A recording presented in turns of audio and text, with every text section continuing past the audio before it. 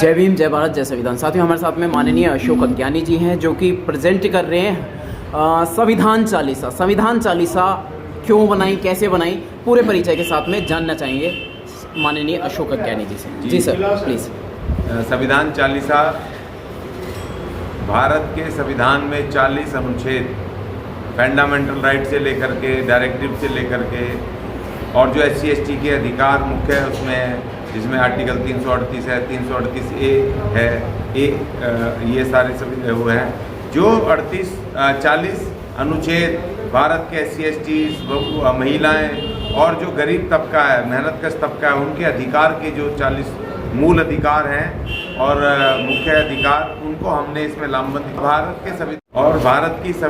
के संविधान की जो मूल भावना है, जिसको भारत के चीफ जस्टिस ने वो ध्रुव तारे के समान कहा है, उसकी मूल भावना जो हमारे प्रेम्बल में जो बाबा साहब ने उतारी है, जिसमें न्याय, आज़ादी, स्वतंत्रता, समता और बंधुता, ये तमाम 4 पिलर के उस पर जो मूल भावनाओं पे जो टिका हुआ हमारा संविधान है, तो उसको मैंने इस पे संविधान चालीसा के एक काव्य रूप में मैंने इसको लामबंद किया है, कलमबंद किया है। तो इसको मैं आपको सुनाता हूँ।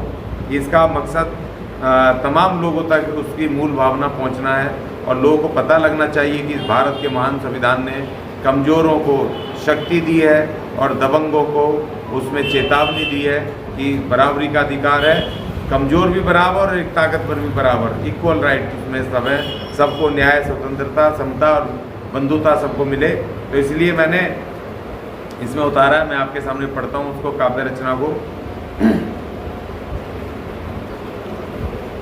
जय संविधान ज्ञान गुण शक्ति अपार, तुम्ही भीम के अचूक हथियार, तुम्ही दिलाए ढोल गवार शूद्र पशु नारी को अधिकार। जो पढ़े संविधान चालीसा लगातार, उसके जीवन से मिटे अशिक्षा और अंधविश्वास का अंधकार। संविधान चालीसा की शक्ति निराली, निकट न आवे भ्रष्ट निकम्मे अत्याचारी। संविधान कहे तुम भारत की फुलवारी, मतलब सारे नागरिक भारत के एक बगिया है, उसकी फुलवारी है, सब समान है, सब बराबर हैं। संविधान कहे तुम भारत की फुलवारी, सामाजिक, आर्थिक और राजनीतिक न्याय के हकदारी। देता तुमको विचार और अभिव्यक्ति की आज़ादी पूरी, बनाता तुम्हें विश्वास, धर्म और उपासना का अधिकारी। देता तुमको प्रतिष्ठा और अवसर के समान अधिकार, बढ़ाता व्यक्ति की गरिमा अपार, बंधुता से करता राष्ट्र की एकता और अखंडता का सपना साकार।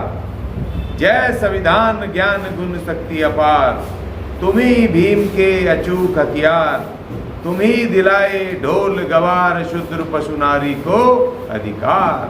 जय भीम, जय संविधान, जय भारत। बहुत ही कम शब्दों में बहुत ही बड़ी बात माननीय अशोक अज्ञानी जी ने कही है और उसको संविधान चालीसा के अंतर्गत कह दिया है, क्योंकि पूरा समाज जो है चालीसाओं के अधीन है, जो हिंदू धर्म की चालीसाएँ, देवी देवताओं की। एक बात सर, आपने ये विचार आया कि चालीसा के माध्यम से समाज को जागृत देना, संविधान की ताकत बतानी है जी, तो इसका विरोध भी आया होगा? नहीं, विरोध बहुत आया। बहुत सारे लोगों ने कहा जी आप हिंदू धर्म के खिलाफ कर रहे हो, आप हनुमान चालीसा के खिलाफ आप ये कर रहे हो। तो मैंने उनको कहा कि भैया ये ना हिंदू धर्म के खिलाफ है, ना ये उसके हनुमान चालीसा के विरुद्ध है, क्योंकि इसमें आर्टिकल 25 का भी इसमें जिक्र है और आर्टिकल 25 धर्म और उपासना की पूरी स्वतंत्रता देता है। तो हम धर्म और किसी भगवान के विरुद्ध हम कैसे कर सकते हैं? ये तो वो 40 अनुच्छेद हैं कि वो 40 इत्तेफाक से इसमें भी 40 अनुच्छेद लिखे गए, तो वो 40 अनुच्छेद से चालीसा हो गया। तो इसीलिए संविधान का 40 है, 40 अनुच्छेद जो सबसे कमजोर, गरीब, सताए, दबे, कुचले, उनको शक्ति देते हैं। वो 40 हमने बहुत ही हिंदी भाषा में, बहुत सरल भाषा में उसको करके संविधान के ये 40 अनुच्छेद हमने समाज को समर्पित किए। आपका ही फोकस गया है माननीय अशोक अज्ञानी जी का, क्योंकि जागरूक है, एक्टिव हैं, क्रांतिकारी हैं और समाज का चिंतन करते हैं और समाज के लिए लगातार काम भी करते हैं। आज तक किसी का फोकस नहीं गया कि इन शब्दों में संविधान चालीसा बनाई जाए। देखिए, इस पे औरों को तो छोड़ो, भारत सरकार का ध्यान नहीं गया जी। भारत का संविधान 26 जनवरी 1950 को लागू हुआ और भारत का संविधान जो जिसको ज़रूरत है एडमिनिस्ट्रेशन को भी, जिसको ज़रूरत है कि उसको नेताओं को भी, सरकार को भी, और जिसकी ज़रूरत है एक एक नागरिक को अपने मूल अधिकार जानने का, संविधान में अपने अधिकार जानने का। और दूसरी बात, संविधान में जो आर्टिकल 51A है उसमें हमारे मूल कर्तव्य भी हैं, ये एक एक नागरिक के कर्तव्य क्या है, तो कर्तव्य भी जानने का। तो भारत की सरकारों ने 26 जनवरी 1950 से लेकर के आज तक इसका एक विषय के रूप में एकेडमिक शिक्षा में शामिल ही नहीं किया, नहीं। जबकि ये तो इसका तो पूरा इस पे PhD होनी चाहिए थी। जी, संविधान का तो स्पेशल एक विषय पहले से होना चाहिए था और इसको आगे जाके इस पे एक PhD होनी चाहिए थी। क्या इन लोगों को, राजनीतिज्ञों को या सरकार को कोई खौफ है, मनुवादी सरकारों को? नहीं, बिल्कुल खौफ है, इसीलिए तो शामिल नहीं किया। क्योंकि इसमें जो मनुवादी ये लोग हैं पहले दिन से ही, संविधान तो इसलिए बनाना पड़ा ना क्योंकि अंग्रेजों की शर्त थी इसमें, वो इन्होंने जो ट्रांसफर पावर की देश से आज़ादी के उसमें हुआ, जो मनोनीत सरकार थी उसके ऊपर ये उनके एक एग्रीमेंट था कि आपने एक संविधान बनाना है, अपना एक इंडिपेंडेंट संविधान बनाना है जो सभी वर्गों को मिला करके सबके अधिकार सुनिश्चित करेगा। और बाबा साहब को उसकी जिम्मेदारी मिली और डॉक्टर अंबेडकर ने जब ये संविधान बनाया तो इसमें ये 1 to all सबके कमजोर पक्षों के जो बराबरी के अधिकार थे उस अधिकार से को ये ख़त्म करना चाहते थे पहले ही दिन से। और देखिए दूसरी बात ये है, जब 26 जनवरी 1950 को संविधान लागू हुआ और 6 महीने भी पूरे नहीं हुए, जुलाई में पहला संशोधन कांग्रेस सरकार उस समय लेकर के आ गई थी और वो बड़ा संशोधन है, उस पर नहीं जाऊंगा मैं। और इसलिए आज तक 125 संशोधन हुए हैं और बहुत सारे तो अनुच्छेद ऐसे हैं कि जिनको की सरकारों ने कभी इस्तेमाल भी नहीं करा।